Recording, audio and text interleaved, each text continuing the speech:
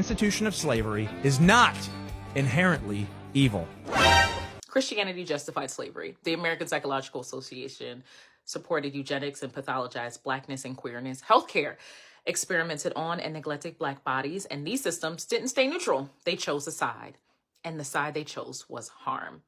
Garrison Hayes posted an example of how we are still watching people use religion to defend dehumanization. And at the same time, I'm watching people in my comments argue that therapists should be neutral or blank slates or non-judgmental in the face of oppression. That mindset is how systems become complicit. Neutrality has always protected the oppressor, not the oppressed. So let me be clear. As a licensed clinical psychologist, professor, scientist, and podcast host, do no harm is not a cute phrase. It's an ethical obligation.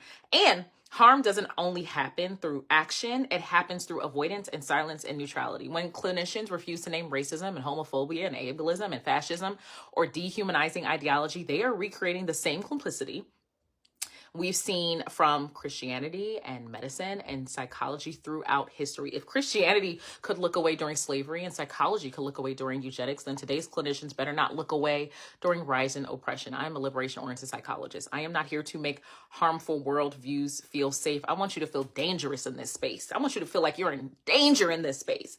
I am here to prevent harm, interrupt harm, and create conditions where humanity is protected. Every single mental health professional and health professional as a whole has a choice: repeat history or disrupt it.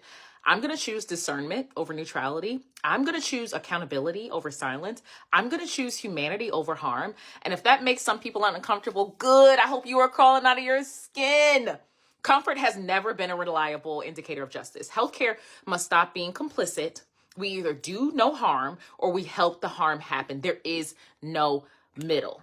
Healthcare has been complicit before eugenics, slavery, neglect, silence. We're not doing it again. Not in my classroom, not in my practice, not in my therapy offices. And if you're a mental health professional or a graduate or a trainee and you're listening to this thinking, I was never taught how to do this. I was never taught how to talk about oppression in session. I was never taught how to hold safety without protecting harm. That's not your fault.